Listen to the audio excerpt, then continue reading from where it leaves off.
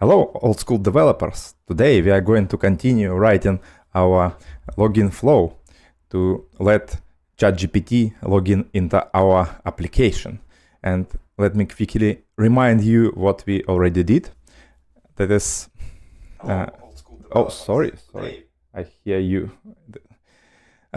Let me remind you what we already did and what is the workflow, what is the flow for the login. This is the ChatGPT. User will write his email into the chat and ask him to log in into our application. ChatGPT will send the request to our server. We will generate Auth code and save it into the Redis. At the same time, after that, we will send Auth code to the user email. User will get the Auth code on his email and put it into the ChatGPT, and ChatGPT will be able to exchange Auth code to the JWT token, and we will be able to make further requests. So we already implemented this part. We already generated Auth code. We already implemented email sending mechanism, and today we are going to write this part where we need to exchange the Auth token to the JWT. But let me quickly remind you about the application and who I am and what we are actually doing here. My name is Dima. I have almost 15 years of experience as a software engineer, and we are writing car maintenance tracker application right here. The idea is to build the backend based on Java 25. We upgraded the Spring Boot to the latest 4 version. We have the Postgres database, and we added Redis as a distributed cache just to store Auth code at this moment, but I think we will use it later as well.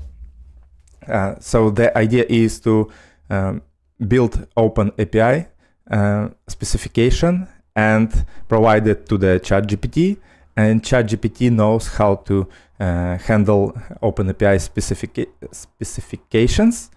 And I hope we will be able to build our own custom ChatGPT that with custom actions, and those custom actions we will make requests to our backend, and we will be able to store all the information about the user cars, the maintenance jobs, and so on. So that is the original idea, and today I hope we will finish the login part, and maybe in 1 or 2 streams we will test the first steps, because no sense to proceed with the idea if it will not work. And right now, let me show you.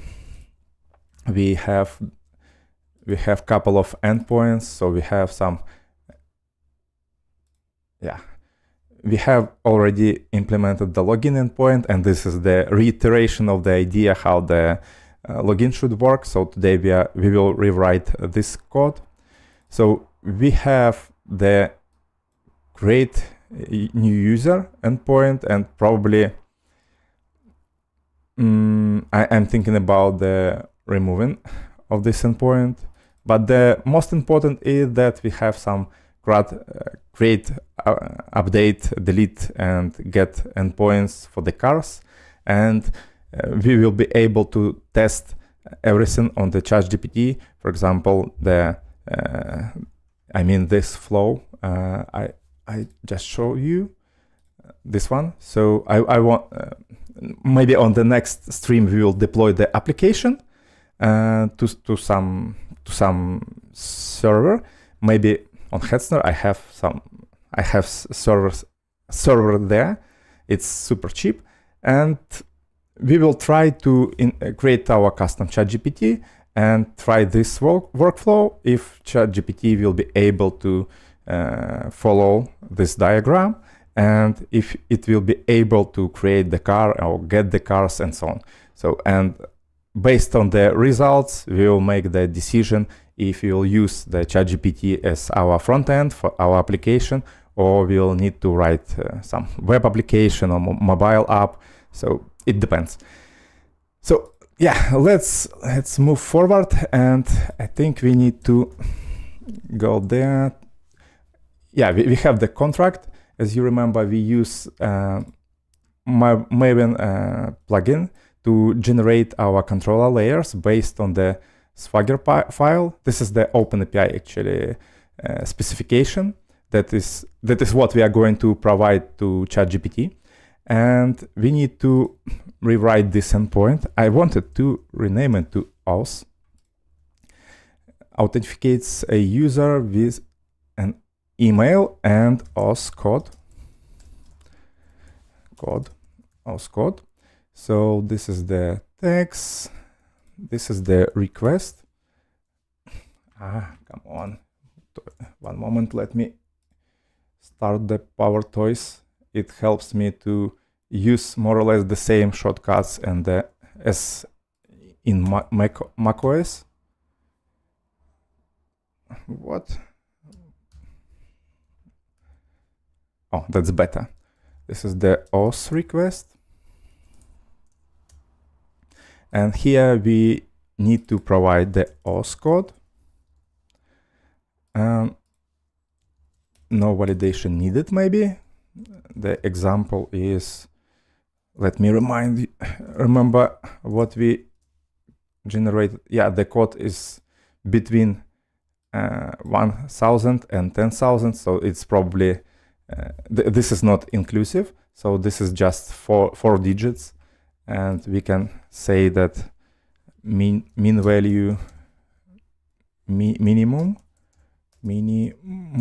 is 1,000 and maximum is the following. Example does not make sense here, and this is the response. In the response, we are going to return the access token. So we partially implemented this mechanism already, and we just need to reuse the tokens right here. Not the tokens. We will need to reuse the Auth code to get the JWT token.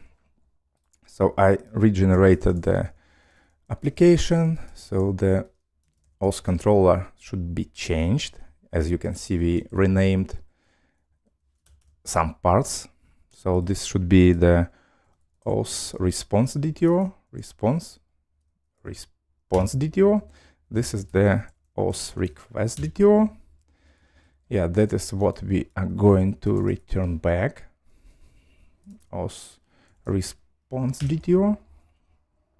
And right here, we have the Auth service, and we need to, 1 moment, let me rename it. And we need to provide the Auth code right here. Let's take a look what is here. This is the password, and this should be Auth code. So we have the authentication manager that is trying to authenticate user by the email and password. Let me take a look.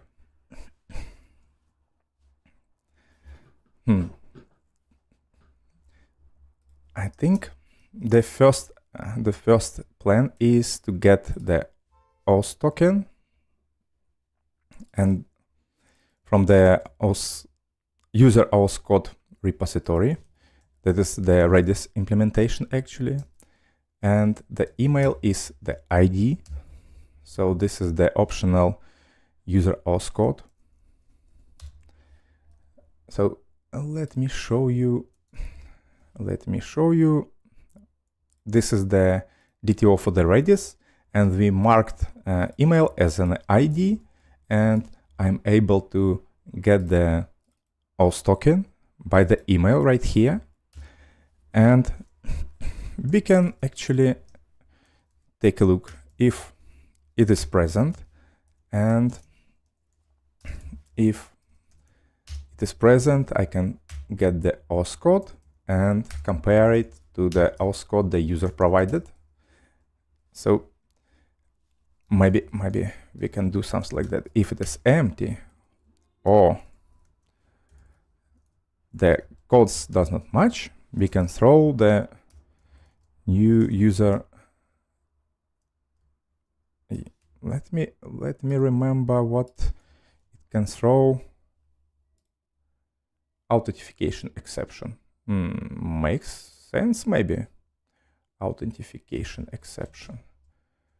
What types of the authentication exception do we have? Bad credentials, I think that is what we need.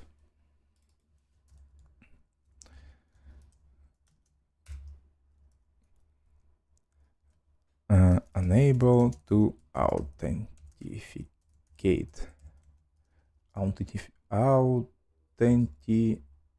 What?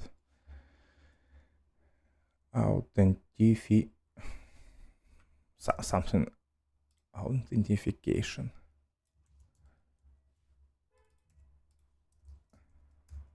That's better. User by email and Auth code.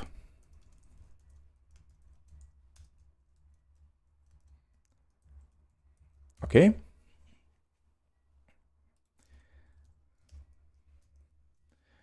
All right.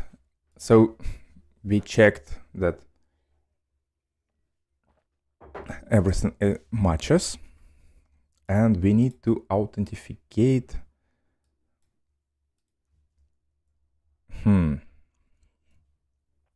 We have the authentication mechanism, and it actually checks the password. So we need to we have the user details, authenticated user details. What? The password. We don't have the password, right? And we don't need to provide the password. This is the null method. Not annotated method overrides method. Okay. Something is changed. We updated the Spring Boot, as you remember. And maybe something is changed. Let's take a look. Yeah, the password can be nullable. This is the annotation added right here. So we need to add the email. The email is here. So this is our username.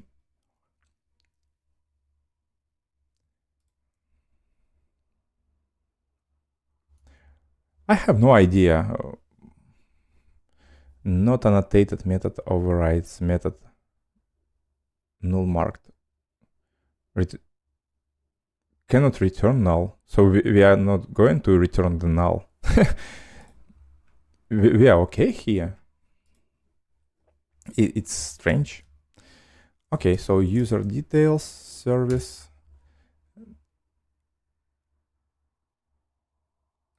They added those annotations to validate the null safety, I think.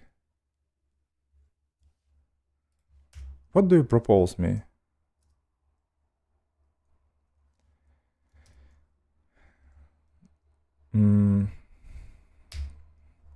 I want to disable this inspection. It doesn't make sense. Maybe it does, but for this moment, I don't think it makes sense. So this is the same. So this is the conversion to the authentication details. Okay, so let's go back to our authentication service. What happens if we will provide the null password? We don't have the password and nothing to compare. So it will be always null. So it will be fine. And we got the user right here. So we authenticate by username and password. username in our case is the email, and we don't have any passwords because we have the email and auth code authentication. So that is why it's null right here. So if we found the user and it's authenticated, we can get it back, and we can convert the user and generate the JWT token. So we implemented this logic some time ago. It already exists. User might be null. Why it can be? It cannot be null. I understand that it's marked as nullable. I think it's appeared in the latest Spring. But it would be super strange if, for example, this method cannot authenticate the user. It will throw the exception, authentication exception, you see? So probably it can return the authentication without the principal, but it would be super strange.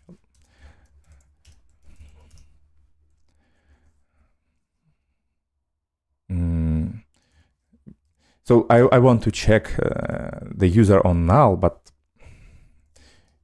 it would be super strange. I don't know, really.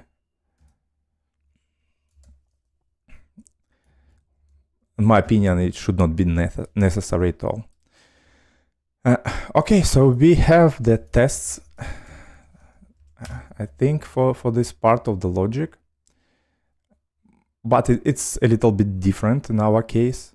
So we have some users already in the database, I think, or not? No, we don't.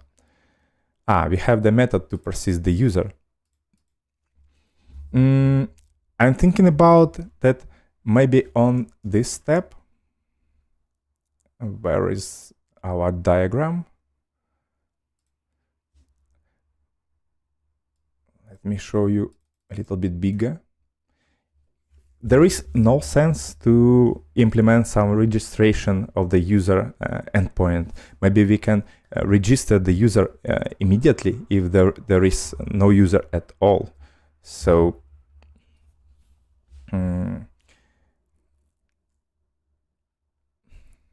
we have this generate and send auth code. So maybe we can.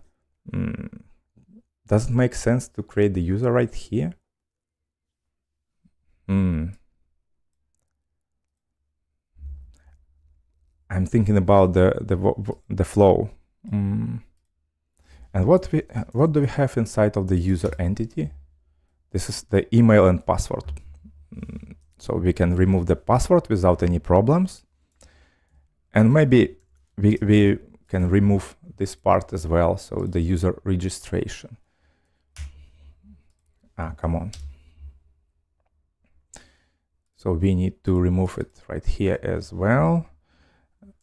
Maven generator plugin, and we can remove the user API. Yeah, that is what we don't need anymore. And I'm thinking about, we have two methods actually. And what is the right place to create the user? And should we check if user exists right here if we want to create the user on this step? So maybe it makes sense to create the user on the second step when the user puts the auth code from his email in such a way we can validate that the user actually exists, he owns this email and so on. So maybe we can remove this part and we can generate the auth code for all emails, maybe. Yeah, we need to be protected in the future. For example, if someone from the same IP address wants to generate a lot of auth codes, we need to track this part and ban him immediately. I will show you a little bit later. We can use, for example, fail to ban. we can write the logs, and based on the logs we can check how many attempts some user did from the same IP address, and we can ban him for some amount of time. But I think it's not necessary right now, maybe a little bit later when we will be testing the fail to ban.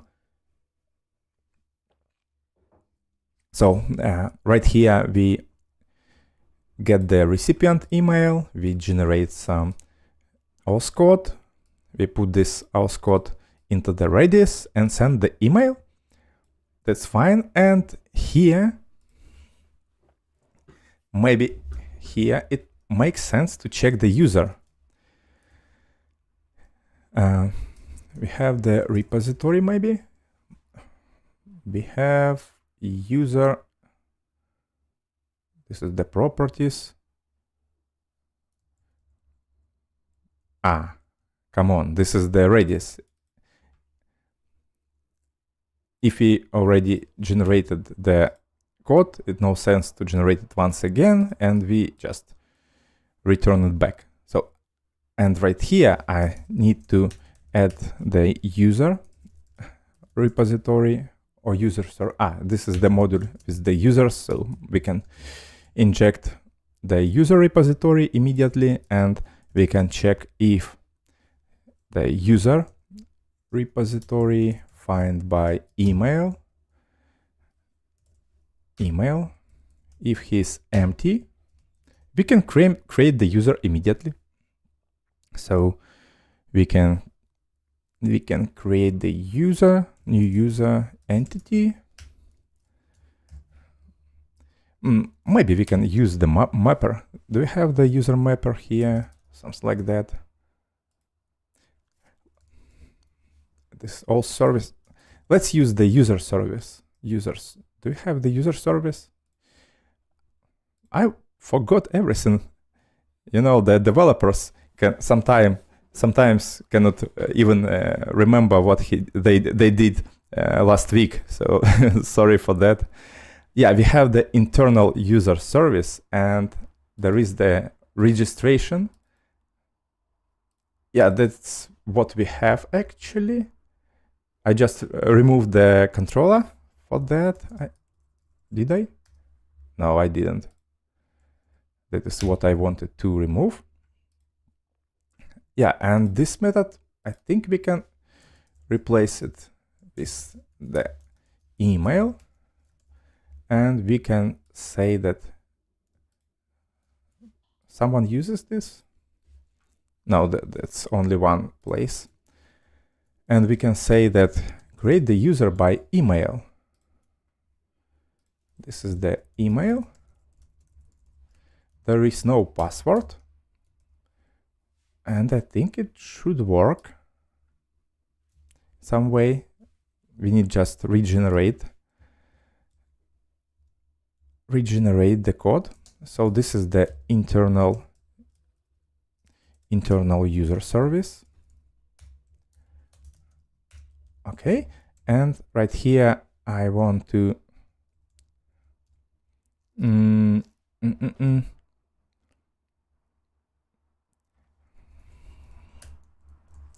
I'm thinking about the following. We can do something like create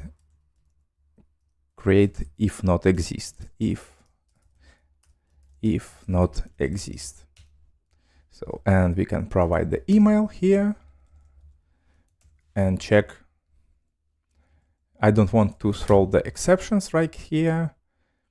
So if the user is not exist, we will get the exception back, and we need to return the existing user maybe. Find by email.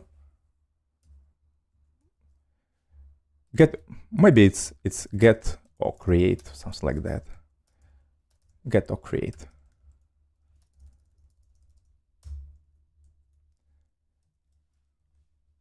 Find by email, or else throw exception.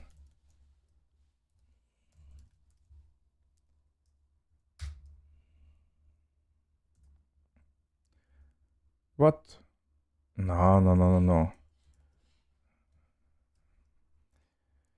It's super strange would be if we'll get the duplicate key exception and we will not find the user. So, but anyway, maybe we need to write some logs right here in such case. Unable to create user and get, unable to get, unable to create and get user by email. The email. I hope you know those braces. The logger can automatically format and inject the email or any other argument in such curly braces. So, and we will need to throw new, we need just return new user not found exception. This is the, yeah, something like that. Okay, and right here we want to get, get or create the user by the email. So we want to authenticate it. Yeah, because we need to add the user into the Spring security context and so on. So we need to call the authenticate. Do we need it? It's interesting. We don't need the authentication manager to create the JWT token, right? So we will need to authenticate the user on the stage when he will make the requests to our cars API, and when user will try to to create the car or something like that, and will provide the JWT token. And in such case, we will need to authenticate the user based on the token. And right here, I think there is no sense to do something like that, and the code becomes much simpler. The user. This is the authentication user. Aha.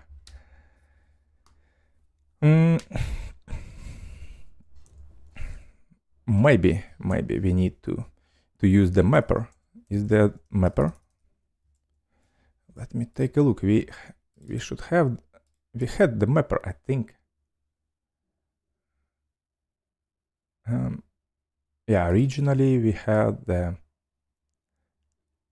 I think it's in the user details service.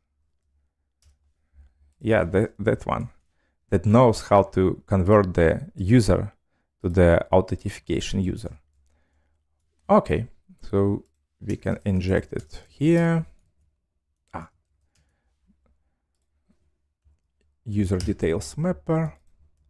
So we can convert the user to the authentication details, and that's it. So we checked that the email and auth code pair is present in the Redis, and we we created or received the user by the email. Then we generated the JWT token. This is the access token, right? I think. And what else do we need to do is we need to remove the auth code from the Redis. We don't need it anymore. The email, and right now we need to return the access token. Okay, that's better. What do you think? I think that's better.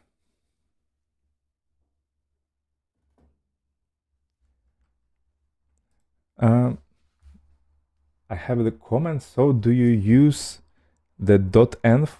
I have no idea what is .env, unfortunately. If you are talking about the .NET, that it's Java on Windows, so maybe you can rephrase your question and I will answer you. Okay, let's go back to the integration tests. Auth controller integration test.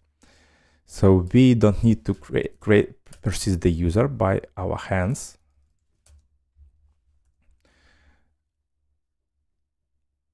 Let's take a look. Generate and send auth token. I think we don't need the user right here. We do not check if it is present at all. So let's take a look. Have one more exception here. Yeah, here it is. And take a look. First of all, this is the first endpoint, and it should work even without the user. I need to regenerate the project, because we have a lot of different generators, like OpenAPI, Maven generator, like a Mapstract, and they generate some code. And yeah, as you can see, we can get some problems right here. We don't need it anymore, and we can remove it.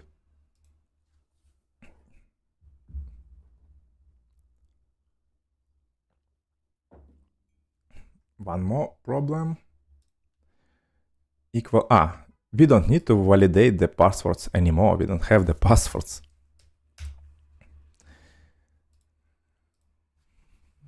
So I just deleted it.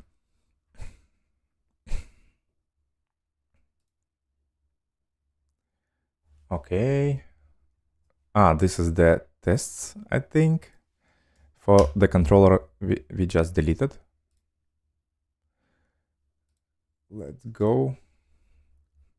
Yeah, sometimes if you don't have the clear plan, good idea how everything should be implemented, and in such situations you unfortunately have to rewrite some pieces of the code you already implemented. Yeah, we don't have the password here. And as you know, I didn't have the clear plan, so I just wanted to start streaming and wanted to try something new. So, and unfortunately, I had to rewrite the login flow. Okay, so we regenerated all the parts, and let's take a look on the tests. I expect that first two tests with the generate and send auth code should be green, and two other tests for the login endpoint should fail, but we will see. Oh, it's interesting. Generated and sent are green as expected.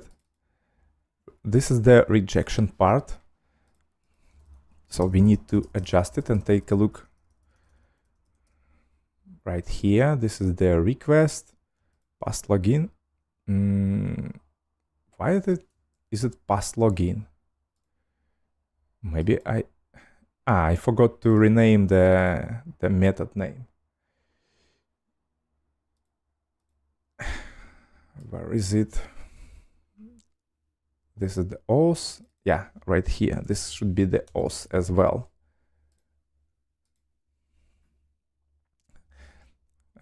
OpenAPI Maven generator creates the method name based on the based on the operation ID. So at least it's I configured it in such way.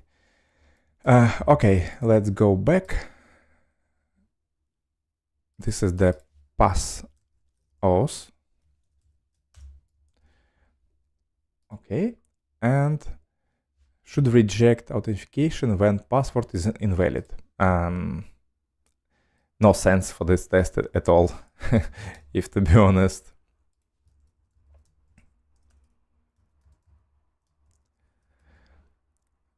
let's take a look on this one. So for this test, we need to generate the token first. We need to execute something like that.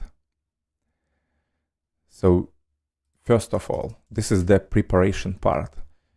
We send the email. We generated the Auth token and sent the email. So this is the when. No, this is the given. So we have some Auth token in the Redis, and then we are going to make the request. We need first of all, we need to take a look what is generated in the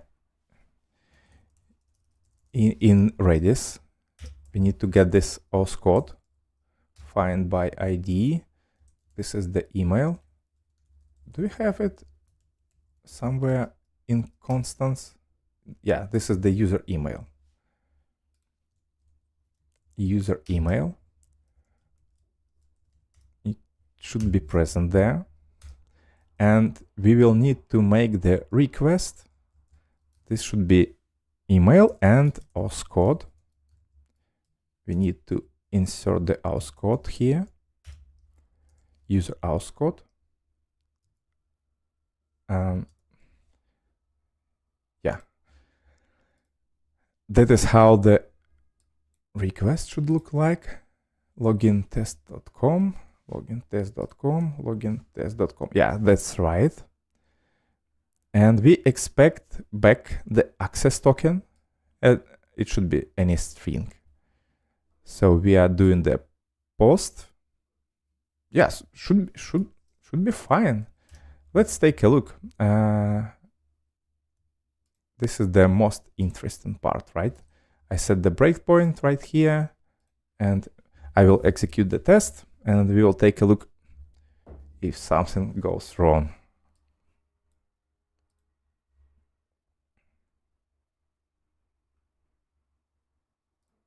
What is wrong?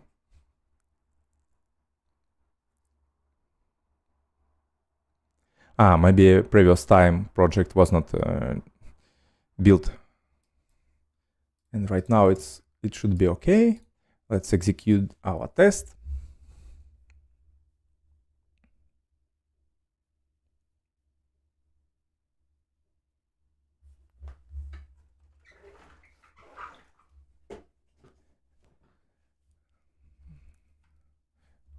Wait a moment, I set the breakpoint.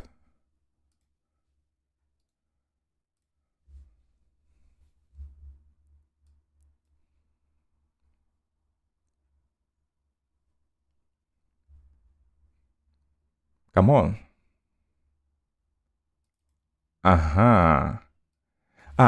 Sure, we have the security config and we need to allow this endpoint.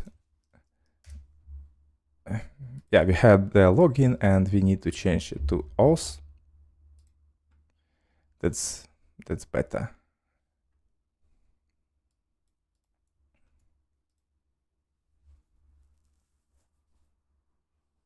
Okay, go. Yeah, we are inside. Let's go inside of the service.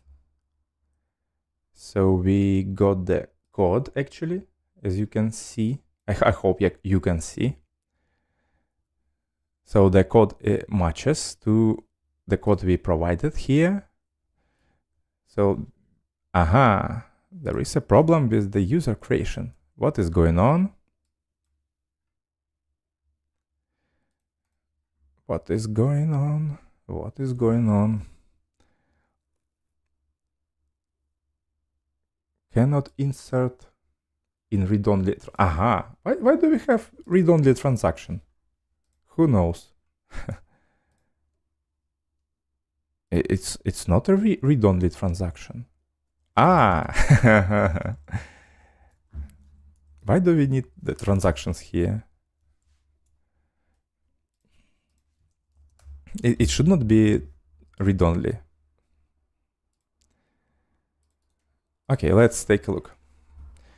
I hope it should be green now, and we will get the JWT token back. Probably we will need to write few tests. 500 unhandled exception occurred. What is going on?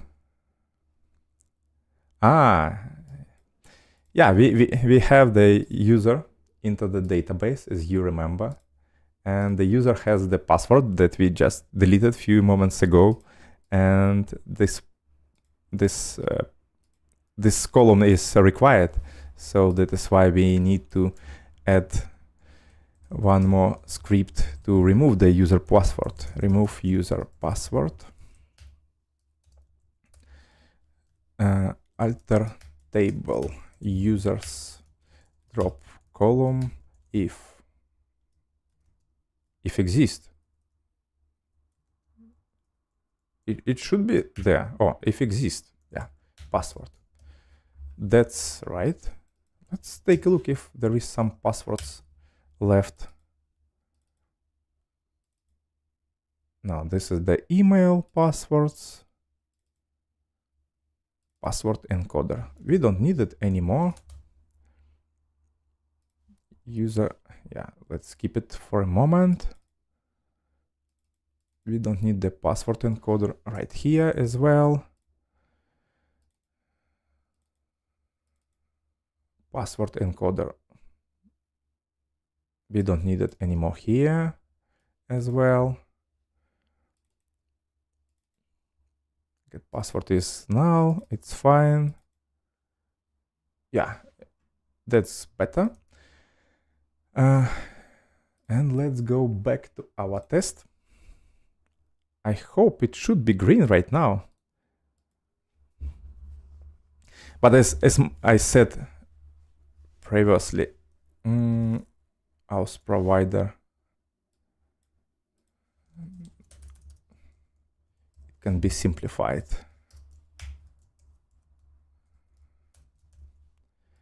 We will rework this part maybe on the next stream. So we will need to implement the authentication filter that will get our JWT token, will validate it, and authenticate the user that will make requests to our API.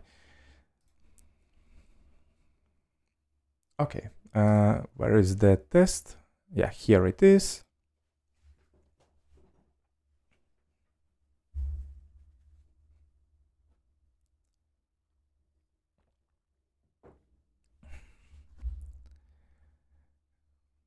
It's green, finally. And I think what we need to check is that the Auth code is not present in the Redis anymore. This is the user email. Assert that is empty. And we need to check that the user is present in the database. Assert that the user repository find by email is not null. Yeah, that is what we have to change to check. What else? I wanted to add the test that will check the following. Let me show you quickly. This use case. What happens if the Auth code is not present, for example?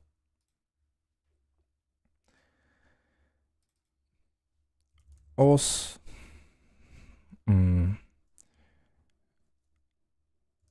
code not present.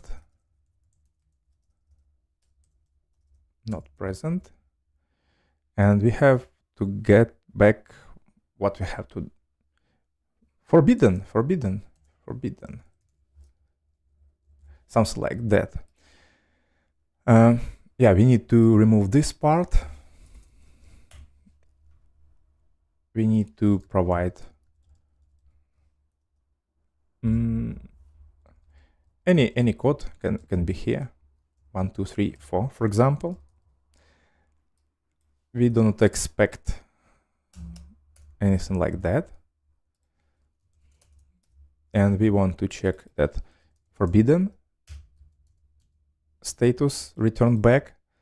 And yeah, it should be empty. And this part should be empty too, is null. And one more test we can add for the negative use cases is the following. The Auth codes are not equal, something like that. So we would need to generate some Auth code right here.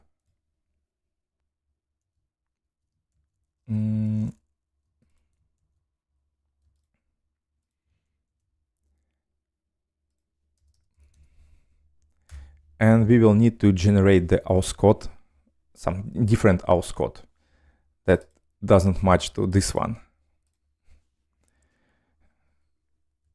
For example, the Auth code is string, okay.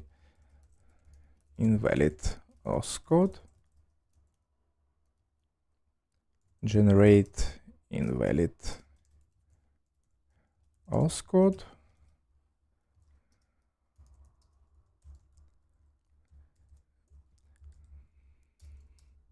I don't want to get some blinking tests, and that is why I want to create something like that. So I want to generate, oh, why is it email?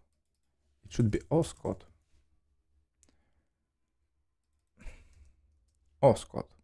Okay, and I want to say that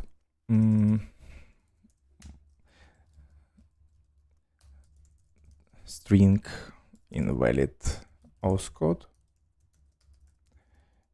it's null.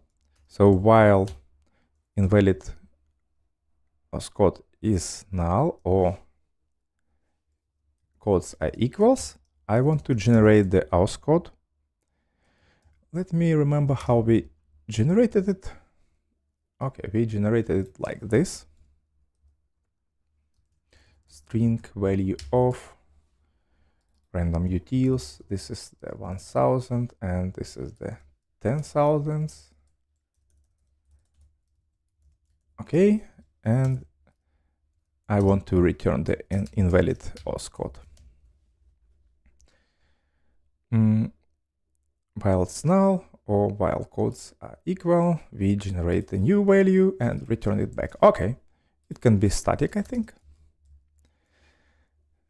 So, and I want to use this invalid code right here. And we want to check the same, that we will get back the forbidden. Ah, wait a moment. Why is it here? Ah, I have the formatting in IntelliJ, and it sorts the methods automatically based on the naming, based on the public static and so on. Okay, what is the result? Authentication. Ah, yeah, it makes sense. We should get unauthorized back because the user is not authenticated yet. It doesn't have the authentication token or anything like that, and the forbidden is thrown when the user is authenticated, but it doesn't have enough permissions to access some endpoint, and that is why the unauthorized is absolutely correct in such case.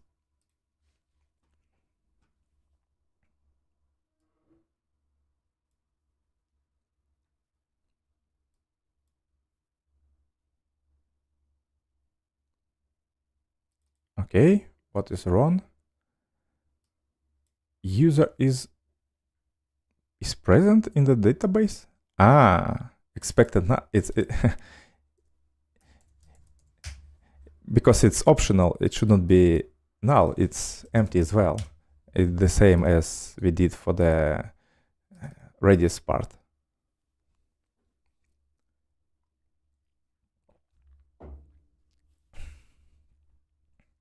Let's create the branch, convert Auth code to JWT, something like that. What's wrong here?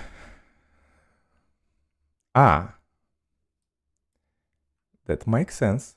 It's not empty here. We generated the code. It's not empty. It's not empty. That's correct. Let's build the whole application, and let's review our changes a little bit. Maybe we can review it on the GitHub, because it's not visible good enough right here. It's zoomed too much as for me.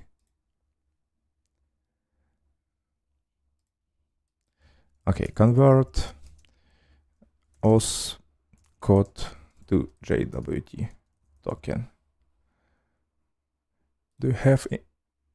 Yeah, we have optimized imports, so all unused imports will be removed.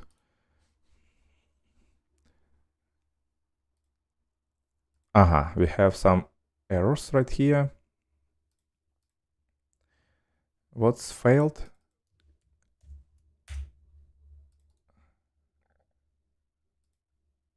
What is the problem?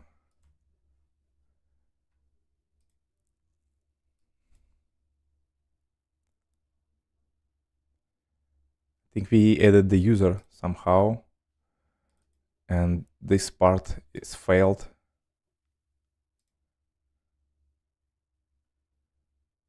Password. Where is the password?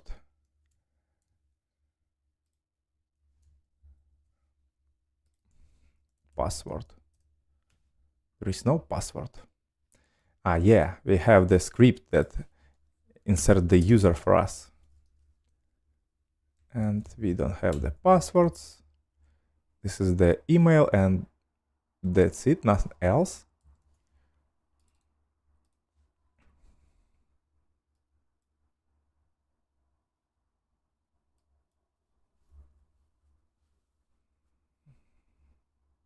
Okay, that's right. Let's push the changes, fix tests.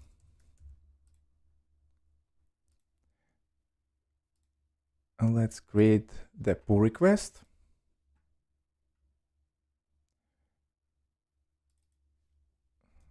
To JWT.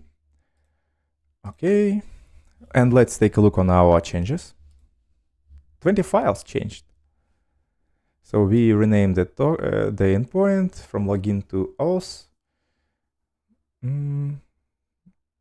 That's fine. We have some validation.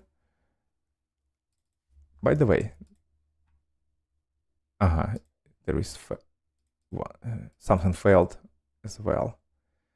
I wanted to take a look on the auth request. This is the password here. The auth code should not be null. And what is wrong here?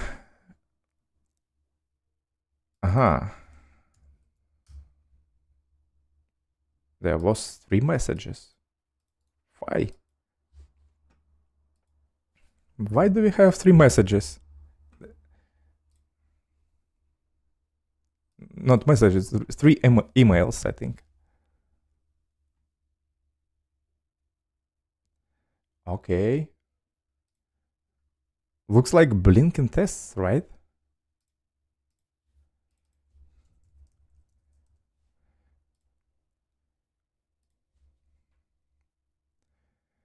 Okay.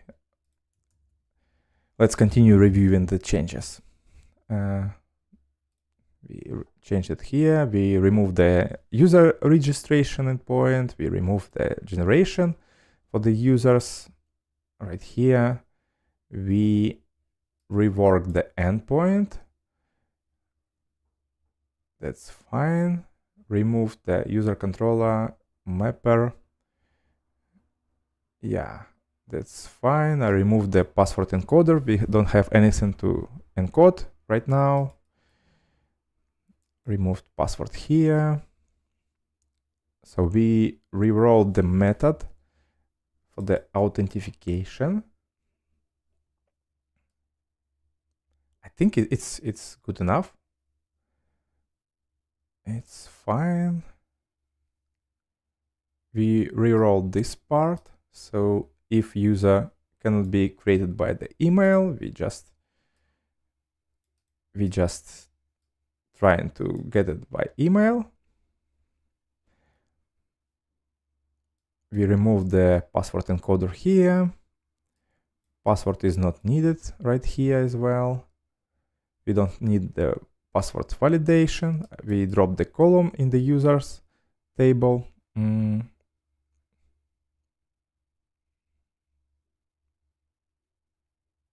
Looks good for me. Good enough.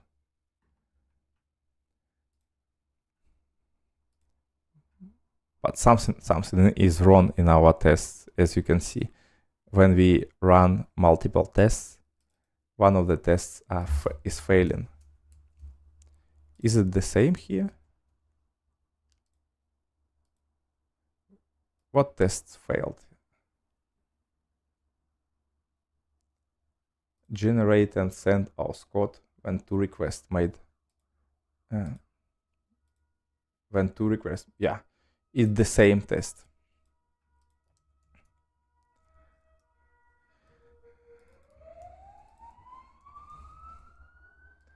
Let's take a look what can be wrong here. So we expect just one email, but there was 3 of them. And as far as I remember, I wanted to clean up everything. This is the per method life cycle.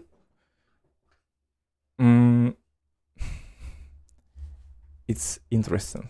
We need somehow to clean up the emails after each test. At least right here. Not sure if it is possible. What reset is doing? And the most interesting part here is that when I start the all test in the Auth controller, all the tests are green. You remember? It's super hard to catch the error.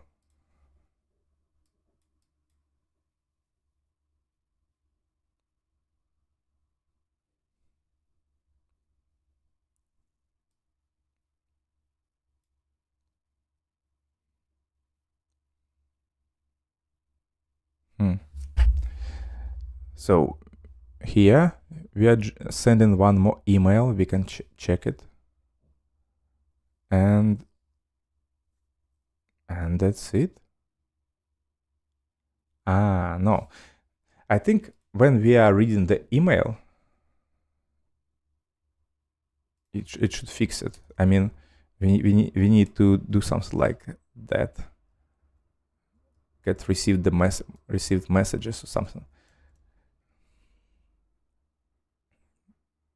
Let's take a look if it helps us. So we are waiting for one more email because we generated it here and right here as well.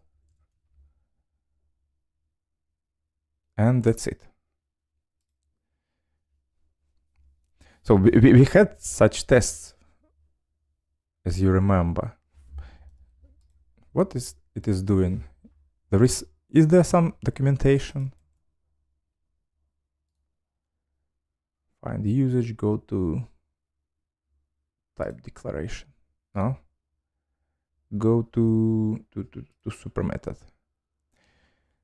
Does the same thing as wait for email, but with default timeout. Okay.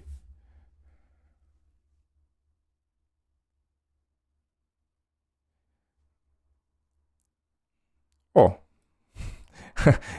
it's green now. So we just have to wait for one more email. Fix test. That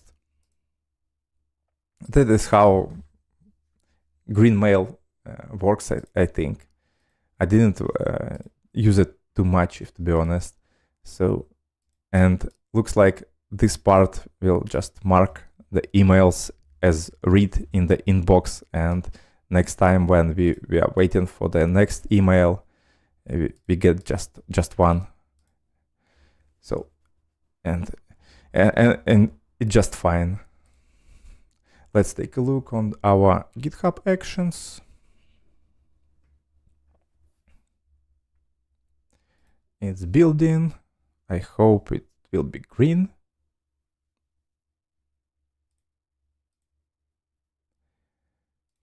Come on. It's running our tests. We don't have a lot of tests, if to be honest, so it should be quick.